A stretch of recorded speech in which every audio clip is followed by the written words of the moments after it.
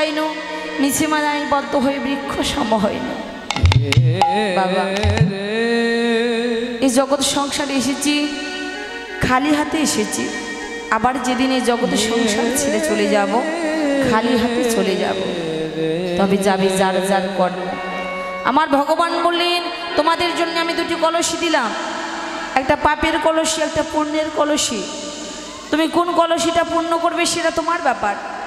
তুমি যদি পাপের কলসি পূর্ণ করো তাহলে নরকবাসী হবে, আর যদি পুণ্যের কলসি পূর্ণ করো তাহলে তুমি স্বর্গবাসী হবে। হরিবল হরিবল। তো বাবা, আমরা শুধু সংসারকে সুখে রাখবো বলে কত না অন্যায় করি। আমরা জানি এই পথে গেলে অপরাধ হবে, তথাপিও আমরা মানুষকে ঠকিয়ে, মানুষের কাছে মিথ্যা কথা বলে আমরা কত না অপরাধ করি। কিন্তু একবার ভেবে দেখো না, যাদের জন্য তুমি অপরাধ করছো, যাদের জন্য অক্লান্ত পরিশ্রম করে আমার ভগবানকে ভুলে গেছো, যাদের জন্যে, যাদেরকে ভালোবাসতে গিয়ে তুমি আমার ভগবানকে ভুলে গেছো, একবার ভেবে দেখো না, তারা কি তোমার সঙ্গে যাবে?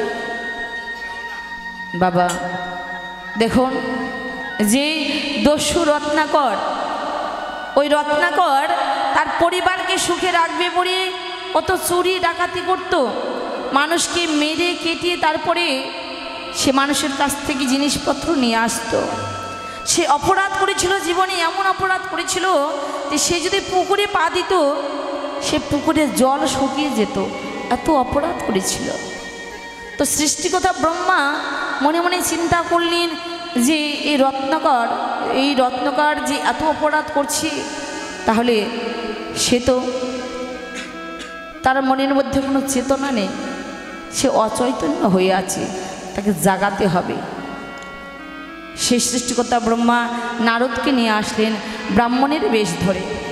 তো যখন ব্রাহ্মণের বেশ ধরে আসলেন, ওই দস্যু রত্নাকর ছুটে যাচ্ছে আমার সেই সৃষ্টিকর্তা ব্রহ্মার কাছে, তাকে মারবে বলে যখন যাচ্ছে, তার কাছে কোনো কিছু আছে নাকি তার কাছ থেকে জোর করে নিয়ে আসবে বলে যখনই গিয়েছে, তখন সৃষ্টিকর্তা ব্রহ্মা বলল, দাঁড়াও, আচ্ছা তুমি আমার কাছে যা আছে নেবে, ঠিক আছে, তবে শোনো, তুমি যে মানুষের কাছ থেকে এমন করে চুরি ডাকাতি করে, মানুষের কাছ থেকে অন্যায় করে যে তুমি নিয়ে আসো, আচ্ছা এটা তো অপরাধ হয়, যে অপরাধ যে করো, আচ্ছা বলো তো তুমি কার জন্যে করো এসব অপরাধ? তো সে বলেছিল, আমার পরিবারকে সুখে রাখবো বলে আমি চুরি ডাকাতি করি। তো সৃষ্টিকর্তা ব্রহ্মা বলেছিল, আচ্ছা তুমি যাদের জন্য আমার চুরি ডাকাতি করছো, অপরাধী হচ্ছ দিনের পর দিন, আচ্ছা তারা কি তোমার পাপের ভাগী হবে? যাও, আমি এখানেই দাঁড়িয়ে থাকলাম, তুমি তাদের কাছ থেকে শুনে আসো। ওই দস্যু রত্নাকর চলে গেল তার মায়ের কাছে, বলে, মা, ও মা, আচ্ছা বলো তো, আমি যে মানুষের কাছ থেকে মেরে কেটে অন্যায় করে তোমাদের জন্যে এই যে খাবার সংগ্রহ করি, আমি তো অপরাধী হয়ে যাই, আচ্ছা বলো তো তোমরা কি আমার অপরাধের ভাগ নেবে না? মা বলেছিল, বদমাস, শয়তান, তুই আমাদের কি করে খাওয়াবি সেটা তোর ব্যাপার, তোর পাপের ভাগীদার আমরা কেন হব, দূর হয়ে যায় এখান থেকে। পরে চলে গেল তার স্ত্রীর কাছে, বলে, ওগো তুমি তো আমার সহধর্মিণী, আচ্ছা বলো তো, আমি যে মানুষের কাছ থেকে চুরি ডাকাতি করে নিয়ে আসি, আমি তো অপরাধী হয়ে যাই, আচ্ছা তুমি কি আমার এই পাপের ভাগী হবে না, অপরাধীর ভাগী হবে না? তার স্ত্রীতে বলল, না, আমি তোমার পাপের ভাগীদারি হব না, কেননা আমি তোমার স্ত্রী, তুমি আমাকে কিভাবে পরিচালনা করবে, কিভাবে তুমি আমাকে খাওয়াবে, কিভাবে পড়াবে সেটা তোমার ব্যাপার, তোমার পাপের ভাগীদার কেন হব? তার চেতনা জেগে গেল। যাদেরকে ভালোবাসতে গিয়ে মানুষের কাছে অন্যায় করে অপরাধী হয়ে, আমি যাদেরকে ভালোবাসতে গিয়ে আমি এত না জীবনে অপরাধ করেছি, আর তারা তো আমার পাপের ভাগীদার হবে না। ছুটতে ছুটতে চলে গেল ব্রহ্মার কাছে, বলে, ওগো বৈষ্ণব, আমি জীবনে অপরাধ করেছি, যাদেরকে সুখে রাখতে গিয়ে মানুষের কাছে কত না অন্যায় করেছি, কত মানুষকে আঘাত দিয়েছি, কত মানুষকে কষ্ট দিয়েছি, জীবনে আমি অপরাধী হয়ে গেছি, তারা তো আমার পাপের ভাগীদারি হবে না। বলো কিসে আমার মুক্তি হবে? তোমরা তো বৈষ্ণব জনা, একবার কৃপা করে বলে দাও। সৃষ্টিকর্তা ব্রহ্মা বলল, ঠিক আছে, অপরাধ করলে তার মুক্তির উপায়ও আছে। তুমি স্নান করে এসো, আমি তোমাকে দীক্ষা দেব। যখন স্নান করতে গেল সরোবরে, ওই সরোবরে গিয়ে সেই সরোবরের জল শুকিয়ে যাচ্ছে। যখনই সে পুকুরে জলে পা দিয়েছি, জলগুলো সরে সরে চলে যাচ্ছে, দূরে চলে যাচ্ছে, জল স্পর্শ করতে পারি না। সে মনে মনে চিন্তা করছে, দয়াবর, জীবনে আমি এত অপরাধ করেছি যে আমাকে দেখে মা গঙ্গাও সরে যাচ্ছে। প্রভু বলে দাও কিসে আমার মুক্তি হবে? দয়াময়, শুনেছি তুমি না করুণাময়, তুমি না দয়াময়, তুমি একবার আমাকে দয়া করো, করুণা করো। ওই রত্নাকর চলে গেল সৃষ্টিকর্তা ব্রহ্মার কাছে, বলে, হে বৈষ্ণব জনা, আমি স্নান করতে পারলাম না, স্নানে গিয়েছিলাম, কিন্তু জীবনে আমি এত অপরাধ করেছি, ওই মা গঙ্গাও আমাকে দেখে দূরে সরে যাচ্ছে। সৃষ্টিকর্তা ব্রহ্মা বলল, ঠিক আছে, আমি তোমাকে দীক্ষিত করলাম, দীক্ষা দিলাম। তার কর্ণমূলে তাকে দীক্ষা দিল, বলে, তুমি আজ থেকে রাম নাম জপ করবে। বলো রাম রাম, কিন্তু মুখে রাম নাম আসে না। তো এই সৃষ্টিকর্তা ব্রহ্মা দেখতে পেলেন একটা মোড়া আম গাছ, অর্ধেক জীবিত অর্ধেক মোড়া। দেখলেন অনেকগুলো মোড়া ডাল আছে। বলে, শোনো, তুমি এই মোড়া ডালের নিচে বসে তপস্যা করো, তুমি মোড়া মোড়া বলে জপ করবে।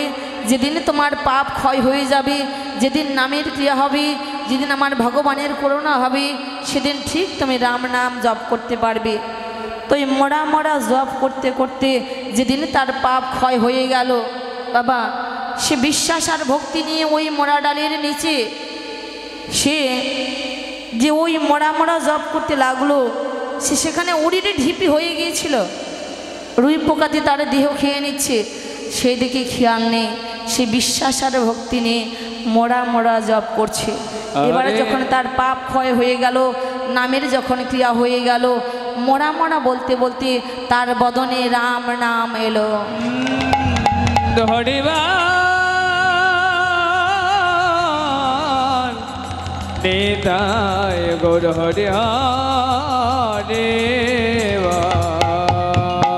আর যখনই রাম নাম তার বদনে এলো, ওই শুকনা গাছে পাতা গজিয়ে গেল, শুকনা ডালে পাতা গজিয়ে গেল। তো সে ওই যে দস্যু রত্নাকর ছিল, সে রামায়ণ রচনা করেছিল, সে হয়ে গেল বাল্মীকি। তো সে রামায়ণ রচনা করেছিল। তো দেখুন, যার যার কর্ম, এই পাপের ভাগীদারি কেউ হবে না। তাই সময় থাকতে থাকতে একবার কৃষ্ণ ভজনা করো, সাধনা করো, সাধুসঙ্গ করো, ভক্ত সঙ্গ করো, এটাই তোমার সঙ্গে যাবে, এটাই হবে তোমার পারের করে। তো যাই হোক, এখন যে পালাটি আপনারা আস্বাদন করবেন সেটি হচ্ছে সূর্য পূজা। সূর্য পূজা কাহাকে বলি? সু মানে সুন্দর, রজ মানে রমণী, পূজা মানে আরাধনা করা। সুন্দর রমণীভাবে আমার ভগবানের আরাধনা করা। তো এই সূর্য পূজা কে করেছিল? রাধারানী, তাই না? কোন সময়? ঠিক দুপুরবেলা। দেখুন, এই জাগতিক জগতে যেমন তিনটি কাল আছে, আমাদের জীবনেরও তিনটি কাল আছে। এই জাগতিক জগতের সকালকাল আমাদের জীবনের বাল্যকাল, এই জাগতিক জগতের দুপুরকাল আমাদের জীবনের জৈবকাল, এই জাগতিক জগতের সন্ধ্যাকাল আমাদের জীবনের বৃদ্ধকাল। বলে বাল্যকালে কৃষ্ণ ভজে কৃষ্ণ পাইবার আসি, জৈবনকালে কৃষ্ণ ভজে কৃষ্ণ আসে কি না আসে, আর বৃদ্ধকালে কৃষ্ণ ভজে জমেরই তরাসি। কৃষ্ণ ভজনের সঠিক সময় হচ্ছে ঠিক যৌবন বয়সে। কিন্তু যৌবন বয়সটা খুব কঠিন বাবা, কেননা এই জাগতিক জগতে এই দুপুরবেলা প্রখের রৌদ্রের তাপে যেমন গাছের পাতা শুকিয়ে যায়, তদ্রূপ এই যৌবন বয়সে কামের তাড়নায় আমরা ভগবানকে ভুলে যাই, গুরুজনদের ভুলে যায়, সকল কিছু ভুলে গিয়ে কামের তাড়নায় ছুটে বেড়ায়। দাদা বাবা এই সাউন্ডটা একটু কমাই দেন। বাস্তব ঘটনা এখন তো দেখতে পাচ্ছেন, কত রাস্তাঘাটে কত ধর্ষণ হচ্ছে। কেন হচ্ছে? তারা কামের তাড়নায় ছুটে বেড়ায় বলে তাদের কোনো হিতাহিত জ্ঞান থাকে না। হরিবা তাহলে মনে করবেন, তাহলে যৌবন বয়সে কি গোবিন্দ সেবায় লাগতে পারবে না এই দেহটা? বলে হ্যাঁ পারবে। কী করে পারবে? সদ্গুরু চরণ আশ্রয় করিয়া জীবন জৈবন আমার গৌরের চরণে সঁপে দাও।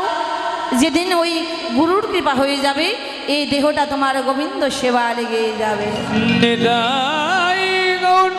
সীতারা দেবী প্রেমানন্দে হরি হরি হরি হরি হরিবা।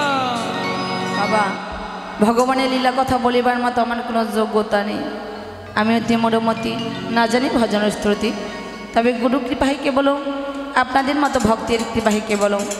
আমার ভগবান বললেন, আমা হইতে নাম বড়, নাম হইতে ভক্ত বড়, ভক্ত হইতে ভক্তের চরণ ধুলি আরো বড়। হরিবল হরিবল হরিবল।